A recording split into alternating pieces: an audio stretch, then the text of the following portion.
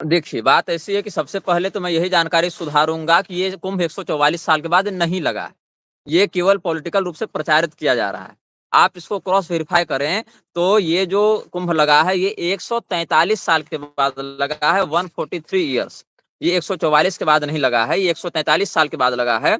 और हम आपको इसका आपको हम विवरण दे देंगे, तो आज से जो आप 12वाँ कुंभ मानेंगे, जैसे 12 को 12 से गुणा करके 144 ला रहे हैं ना, तो वो जो आज से 12वाँ कुंभ जो पिछला पड़ा था, वो 1882 में पड़ा था, 1882। उसके बाद 94 में पड़ा, 1894 में, फिर 1906 में पड़ा, 1918 में पड़ा, 1930 में पड़ा, 1942 में पड़ा, 1966 में पड़ा। अब कुंभ कब लगता है, कैसे लगता है? बृहस्पति की गति के आधार पर हम कुंभ पर्व का निर्णय लेते हैं।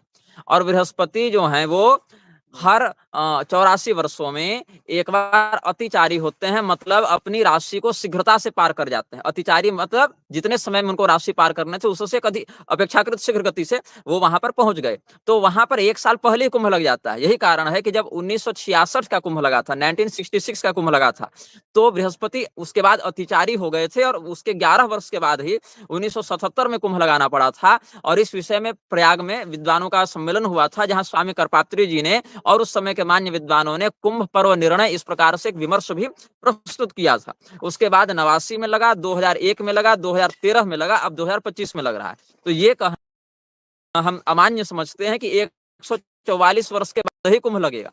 ऐसे देखिए, तो जो 2013 में कुंभ लगा था, उससे पहले भी तो जो 1870 में कुंभ लगा होगा, वो भी 12वां ही पड़ा होगा उससे पहले। तो 1870 का कुंभ लेंगे, तो उसके बाद आप 2013 वाला कुंभ मान लेंगे, 144 साल बाद पड़ गया या 12वां पड़ गया। ऐसे ही 1882 वाला ले रहे हैं, तो 2025 वाला कह दे रहे हैं। और मीडिया पर आप ध्यान देंगे, 2021 वाला आप देखिए विषय, चाहे उससे पहले आप 2013 वाला विषय देखिए, जहां हरिद्वार इत्यादि में अलग-अलग स्थानों पर कुंभ मेले का आयोजन किया गया है, वहां भी मीडिया के द्वारा महाकुंभ शब्द का ही प्रयोग किया गया है।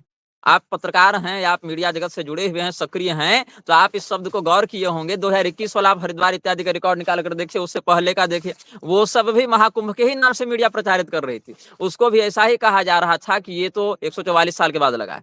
और इसमें दुर्भाग्य यह है कि पुरी के शंकराचार्य जी जैसे मान्य और प्रबुद्ध विद्वान भी बिना क्रॉस वेरीफाई किए ही यह प्रचारित कर दिए कि 144 वर्षों के बाद लगा है, इसलिए महाकुंभ हो गया। जबकि वस्तुतः 3 बातों पर आप ध्यान देंगे। प्रत्येक कुंभ किसी न किसी कुंभ के सापेक्ष 12वां कुंभ पड़ता है। दूसरी बात यह है, ये वाला कुंभ 144 नहीं, 143 साल के बाद लगा है।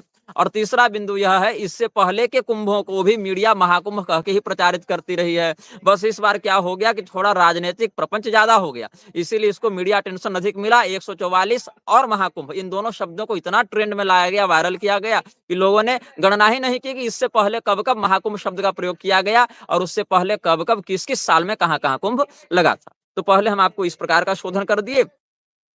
प्रधानता से अभी मान्यता प्राप्त अखाड़ों में शैव परंपरा के अंतर्गत महानिर्वाणी अखाड़ा है, अटल अखाड़ा है, निरंजनी है, पंचायती तपोनिधि आनंद अखाड़ा वाले हैं, जूना अखाड़ा है जो हिंदुओं को चूना लगाने में लगा हुआ है, फिर आवाहन अखाड़ा दशाश्वमेध घाट के केंद्र से है, फिर पंचाग्नि अखाड़ा है। इसके अलावा बैरागी वैष्णवों के 3 अखाड़े होते हैं, जिसमें निर्वाणी, दिगंबर और निर्मोही अन्य अखाड़ा है।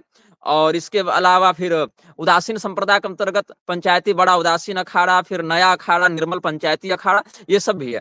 और इसके अतिरिक्त उदासीन अखाड़े के अंतर्गत श्री चंद्रनाथ जी के परंपरा के कुछ साधु, जो गुरु नानक देव जी के पुत्र हुए चंद्रनाथ जी, उनके श्री चंद्र भी जिनको कहा जाता है, उनके द्वारा प्रवर्तित उदासीन अखाड़ा के भी कुछ लोग, जो कि नामधारी सिख होते हैं, हिंदू भी अपने आप को मानते हैं, सिख भी मानते हैं, दोनों परंपराओं के सम्मिश्रण से चलते हैं, वो भी यहाँ पर कुंभ इत्यादि स्नान करने के लिए पधारते हैं।